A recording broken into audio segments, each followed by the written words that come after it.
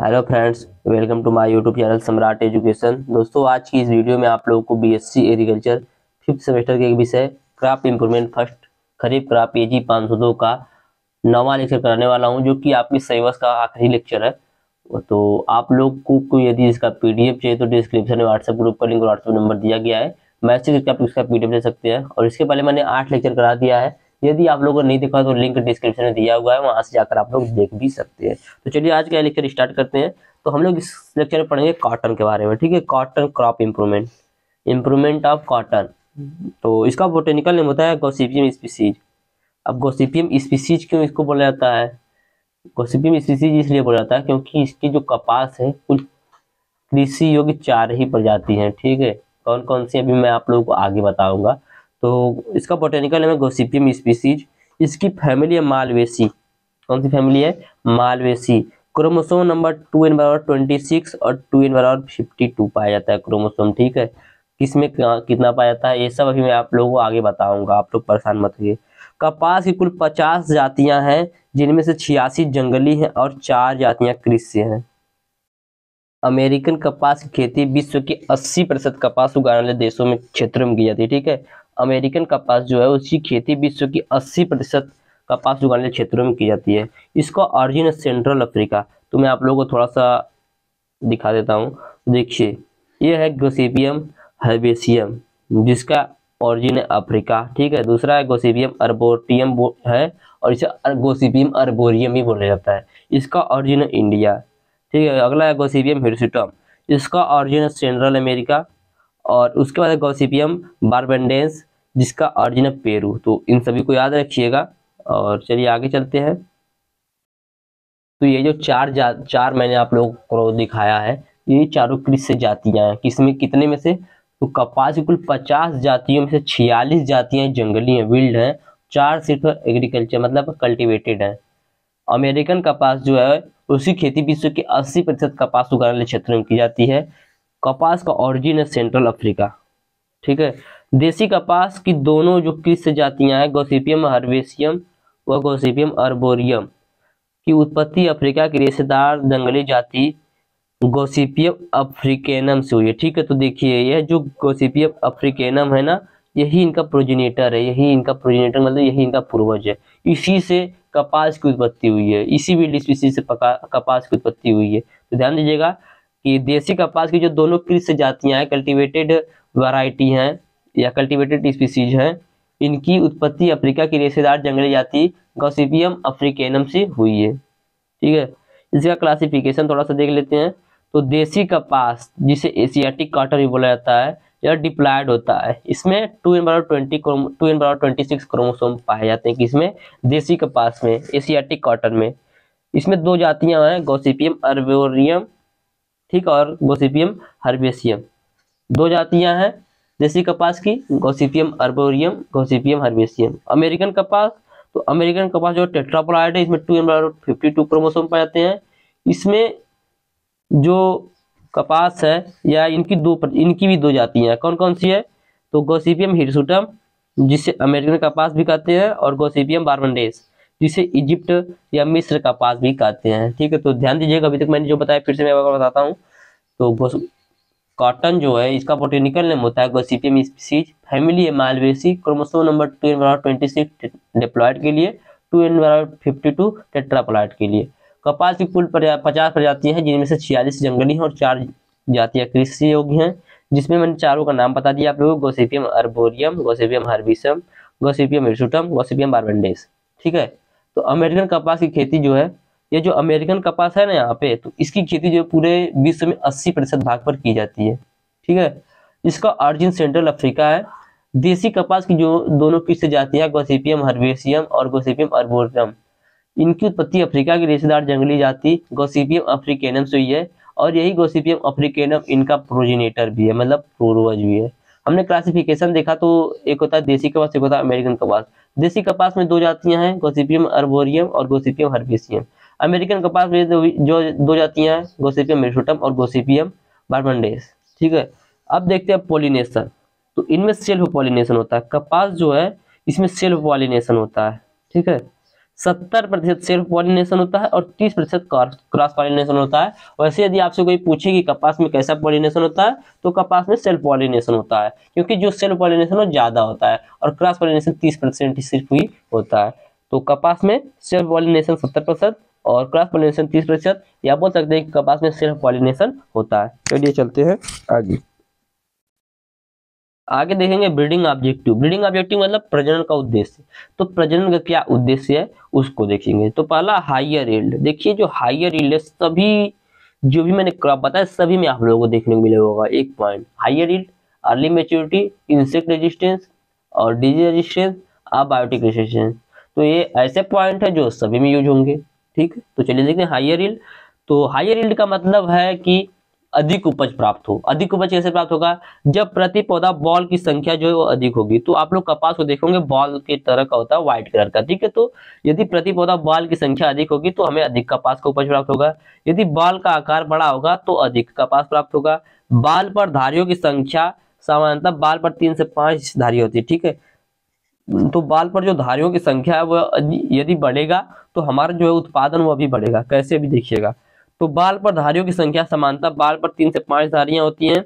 उन किस्मों की उपज अधिक होती है जिनके पौधों पर 5 धारियों वाले बाल की संख्या अधिक होती है। तो समझ लीजिए 5 धारियों वाले बाल की संख्या अधिक है, तो यदि 5 से ज्यादा होगा तो और ज्यादा उपज प्राप्त होगा। अगला पॉइंट है प्रति बाल रुई का प्रतिशत।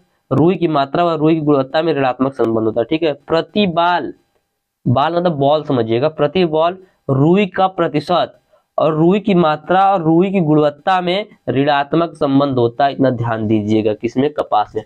तो हम लोगों ने पहला पॉइंट देखा हायर यील्ड। हायर यील्ड में प्रति पौधे बॉल की संख्या यदि बढ़ेगी तो हमारा उपज बढ़ेगा। यदि बॉल की आकार बढ़ेगा तो हमारा उपज बढ़ेगा। बाल पर धारियों की संख्या बढ़ेगी तो हमारा उपज बढ़ेगा। ठीक है, यदि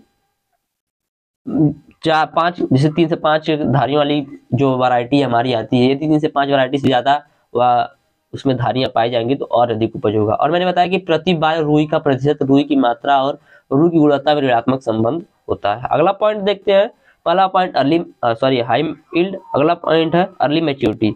अर्ली मैच्योरिटी, इससे क्या होगा? तो अर्ली मैच्योरिटी यदि जल्दी से हमारा जो फसल है परिपक्व हो जाएगा तो हम फसल चक्र को अपना सकते हैं, एक से अधिक फसल को उगा सकते हैं, रोग व कीटों के आक्रमण से बचा सकते हैं किसे? अपने कपास को। अगला पॉइंट है फाइबर क्वालिटी। फाइबर क्वालिटी मतलब रेशा। तो कपास का प्राथमिक उत्पाद रुई होता है। ठीक है, कपास का प्राथमिक उत्पाद क्या होता है? रुई होता है। द्वितीय उत्पाद बिनोला होता है। बिनोला मतलब जानते हैं क्या होता है? कपास के बीज को बिनोला बोलते हैं। कपास का जो बीज होता है ना उसको बिनोला के नाम से जाना जाता है। और तीसरा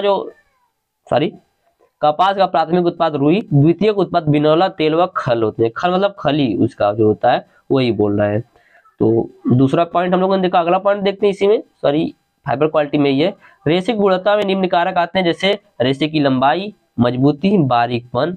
लंबे रेशे वाली कपास का रेशा ही बारीक होता है। जो कपास की लंबे रेशे वाली होती है उसी का रेशा बारीक होता है। तो हमने 3 पॉइंट देखा, फिर से तीनों पॉइंट देखेंगे। हायर यील्ड, हायर यील्ड के बाद देखा हम लोग अर्ली मैच्योरिटी। अर्ली मैच्योरिटी इसलिए करते हैं क्योंकि फसल चक्र को हम लोग अपना सकते हैं, एक से अधिक फसल को एक साथ ले सकते हैं और रोग व कीटों के आक्रमण से बचा सकते हैं। हमने देखा फाइबर क्वालिटी, तो कपास का जो प्राथमिक उत्पाद होता है रुई, और द्वितीय उत्पाद बिनौला मतलब कपास का बीज, और तेल व खल होता है। रेशे की गुणवत्ता में निम्न कारक आते हैं, लंबाई, मजबूती, बारीकपन। जो लंबे रेशे वाली कपास होगी उसका रेशा बारीक होगा। अगला पॉइंट है डिजीज रेजिस्टेंस। डिजीज रेजिस्टेंस का मतलब है कि रोग के प्रति प्रतिरोधक क्षमता उत्पन्न करने के लिए प्रजनन। तो पहला इसमें रोग लगता है root rot, bacterial blight, leaf blight, grey mildew, powdery mildew. ठीक है, root rot, bacterial blight, leaf blight, grey mildew, powdery mildew, तो ये सब इसमें डिजीज लगते हैं। तो हम लोग ऐसी वैरायटी लाएंगे कपास की जिसमें कि ये सब डिजीज न जा सके। तो ये डिजीज रेजिस्टेंस। अगला पॉइंट है इंसेक्ट रेजिस्टेंस। इंसेक्ट रेजिस्टेंस मतलब कि कीटों के प्रति प्रतिरोधक क्षमता उत्पन्न करने के लिए। तो हानिकारक कीटों का देसी कपास में कम आक्रमण होता है। जो हानिकारक कीट होते हैं ना, इनका देसी कपास में कम आक्रमण होता है, और रोगों का भी देसी कपास में कम आक्रमण होता है। इसको ध्यान दीजिएगा, तो मैं वहां पर बताना भूल गया था। तो हानिकारक जो कीट होते हैं उनका देसी कपास में कम आक्रमण होता है, और हानिकारक रोगों का भी देसी कपास में कम आक्रमण होता है। और अमेरिकन कपास में दोनों का अधिक आक्रमण होता है। इस बात को ध्यान रखिएगा, दोनों में हानिकारक कीटों का कपास जो है देसी कपास में वो कम होगा, अमेरिकन में ज्यादा होगा। तो कुल 1300 कीट प्रजातियां कपास की फसल को नुकसान पहुंचाती हैं। जिनमें से 130 कीट प्रजातियां भारत में पाई जाती हैं। तो कपास में कुल 1300 कीट की प्रजातियां हैं जो नुकसान पहुंचाती हैं, जिनमें से 130 कीट की प्रजातियां भारत में पाई जाती हैं। लेपिडोप्टेरा गण की 6 जातियों की सुंडी ही कपास में आर्थिक हानि पहुंचाती है। लेपिडोप्टेरा गण लेपिडोप्टेरा क्या होता है आप लोग जानते होंगे, पढ़े हैं एंटोमोलॉजी, मैंने आप लोग बताया लेपिडोप्टेरा के बारे में। तो लेपिडोप्टेरा गण के 6 जातियों की सुंडी ही कपास में आर्थिक हानि पहुंचाती है। Bollworm, aphid, white fly, leaf roller, ठीक है। तो यही जो है कपास में सबसे ज्यादा आर्थिक हानि पहुंचाती है।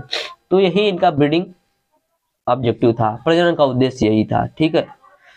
और एक पॉइंट और मैं कराना भूल गया था, रेजिस्टेंस फॉर अबायोटिक स्ट्रेस, ठीक है, मतलब सूखा, ठंडा और अम्लता, क्षारीयता और वर्षा धारित क्षेत्र या जलग्रस्त क्षेत्रों के लिए, ठीक है। चलिए आगे देखते हैं ब्रीडिंग मेथड। तो पहला है इंट्रोडक्शन। तो दक्षिण भारत में कंबोडिया कपास MCU1 का पूरा स्थापन किया गया था, ठीक है। तो दक्षिणी भारत में कंबोडिया से कपास MCU1 का पूरा स्थापन किया गया था। उसके बाद अमेरिकी अपलैंड टाइप की जो भी कपास होते हैं उनका पूरा स्थापन किया गया है, ठीक है। तो दक्षिण भारत में कंबोडिया कपास MCU1 का पूरा स्थापन और अमेरिकी अपलैंड टाइप का पूरा स्थापन किया गया है। अगला पॉइंट है सिलेक्शन। तो कपास में एकल पादप सिलेक्शन मतलब इंडिविजुअल प्लांट सिलेक्शन। तो कपास में एकल पादप सिलेक्शन द्वारा बहुत सी किस्में विकसित की गई, जिसमें पंजाब अमेरिकन 1, कंबोडिया कॉटन 1, जिसे CC1 कहते हैं। देखिए CC1 याद रखिएगा, अभी आगे आप लोगों को यूज पड़ेगा। CC1, Cambodia cotton 2, CC2। अगला है बॉडी 107, 320F। तो ये सब कपास की वैरायटी है जो इंडिविजुअल प्लांट सिलेक्शन द्वारा विकसित की गई है। तो कंबोडिया कॉटन 1 और कंबोडिया कॉटन 2 को याद रखिएगा, इसे CC1 बोलते हैं, इसे CC2 बोलते हैं। अभी आप लोगों को हाइब्रिडाइजेशन में इसका यूज पड़ेगा। चलिए आगे चलते हैं। मास सिलेक्शन द्वारा कौन कौन सी किस्में विकसित की गई? तो धरावर अमेरिकन वैरायटी MCU1, ठीक है, और गोगारी या A26, ठीक है, गोगारी A26, BD8। तो ये सब जो वैरायटियां हैं मैंने बताया, ये सब मास सिलेक्शन द्वारा। इसके पहले मैंने बताया वो सब इंडिविजुअल प्लांट सिलेक्शन द्वारा। चलिए आगे देखते हैं। आगे हाइब्रिडाइजेशन मतलब संकरण। तो CO2 व A12 किस्मों के संकरण द्वारा CO4 किस्मों को विकसित किया गया। ध्यान दीजिएगा, CO2 और A12 किस्मों के साथ के संकरण के द्वारा CO4 किस्मों को विकसित किया गया। गडग 1 व CC2 किस्मों के द्वारा लक्ष्मी किस्मों को विकसित किया गया, ठीक है। गडग 1 व CC2 देखिए यहाँ पर CC2 आ गया, जिससे मैंने बोला था, आप लोग याद रखिएगा, इसको बोलते हैं कंबोडिया कॉटन 2, ठीक है। कंबोडिया कॉटन 2 बोलते हैं, इसे CC2 के नाम से भी जाना जाता है। तो गडग 1 और CC2 किस्मों के द्वारा लक्ष्मी किस्मों को विकसित किया गया था। आगे देखेंगे डिस्टेंस हाइब्रिडाइजेशन। तो रेशे की मजबूती व बारीकपन को बढ़ाने के लिए कपास की कृषि जाति गॉसिपियम अर्बोरियम का क्रॉस जंगली जाति गॉसिपियम एनामालूम, ठीक है, एनामालूम के साथ कराया गया, ठीक है। तो रेशे की मजबूती व बारीकपन को बढ़ाने के लिए कपास की कृषि जाति गॉसिपियम अर्बोरियम का क्रॉस जंगली जाति गॉसिपियम एनामालूम से कराया गया। अगला पॉइंट है गॉसिपियम हिरसुटम की एक किस्म MCU1 का क्रॉस गॉसिपियम बार्बाडेंस की एक किस्म से कराकर MCU2 किस्म को विकसित किया गया था, ठीक है। तो यह था हाइब्रिडाइजेशन, जिसमें मैंने हाइब्रिडाइजेशन बताया, डिस्टेंस हाइब्रिडाइजेशन बताया। आगे देखेंगे म्यूटेशन ब्रीडिंग। तो म्यूटेशन ब्रीडिंग मतलब उत्परिवर्तन प्रजनन क्या होता है, मैंने आप लोग को बता दिया है, पहले के लेक्चर देखेंगे तो समझ में आएगा। तो MCU7 यह L1143 गामा रेज के द्वारा म्यूटेशन करके उत्पन्न की गई है। कौन सी? MCU7 जो है यह L1143 गामा रेज के द्वारा म्यूटेशन करके उत्पन्न की गई एक वैरायटी है। उसका बाद MCU10 यह जो किस्म है यह MCU4 में गामा रेज के द्वारा उत्पन्न की गई है, ठीक है। उसके बाद एक वैरायटी इंदौर 2 जो कि म्यूटेशन ब्रीडिंग द्वारा प्राप्त की गई किस्म है। आगे देखेंगे इम्प्रूव्ड वैरायटी। तो 231R G27 LD133 LD230 BT cotton FH 490 92 पूर्णिमा AKH5 DHY 286 ETC। ये देखिए जो BT कपास है ना, यह एक जीएम क्रॉप है। जीएम क्रॉप का मतलब जनरल मॉडिफाइड क्रॉप, मतलब यह जेनेटिक इंजीनियरिंग के जरिए इसके अंदर कुछ बदलाव किया गया है, किसके अंदर, बीटी कपास के अंदर। तो यह जीएम क्रॉप का एक अच्छा उदाहरण है। तो यही आप लोगों का आखिरी लेक्चर था किसका, क्रॉप इंप्रूवमेंट फर्स्ट खरीफ क्रॉप AG 502 का। उम्मीद करते हैं आपको समझ में आया होगा। एक बार बेसिक जो भी इसकी बातें मैं फिर से बता देता हूँ, क्योंकि देखिए बेसिक ही आप लोगों को सिर्फ याद रखना है, और आप लोगों का जो ब्रीडिंग ऑब्जेक्टिव है, ब्रीडिंग मेथड है, सब में एक ही यूज है लगभग, ठीक है। तो इसका botanical name gossypium species, family malvaceae, chromosome number 10/26 diploid के लिए, 2/52 टेट्राप्लॉयड के लिए। कपास की कुल 50 जातियों में से 46 जातियां जंगली और 4 जातियां कृषि से हैं, जिनमें चारों का नाम है Gossypium arboreum, Gossypium हर्बेसियम, Gossypium hirsutum और गॉसिपियम बारबेडेंस, ठीक है। और इसका ऑरिजिन है सेंट्रल अफ्रीका। देसी कपास की जो दोनों कृषि जातियां गॉसिपियम हर्बेसियम और गॉसिपियम अर्बोरियम, इनकी उत्पत्ति अफ्रीका की रेशेदार जंगली जाति गॉसिपियम अफ्रीकैनम से हुई है, और यही इनका प्रोजेनेटर भी है, इनका पूर्वज भी है, ठीक है। इसमें सेल्फ पॉलिनेशन होता है, 70% सेल्फ पॉलिनेशन और 30% क्रॉस पॉलिनेशन होने की वजह से इसको सेल्फ पॉलिनेटेड क्रॉप बोला जाता है। तो ये लेक्चर आपको अच्छे समझ में आ गया होगा। ये वीडियो अच्छा लगा, वीडियो को लाइक कीजिएगा, चैनल को सब्सक्राइब कीजिएगा, अपने दोस्तों को शेयर भी जरूर कीजिएगा। धन्यवाद, जय हिंद।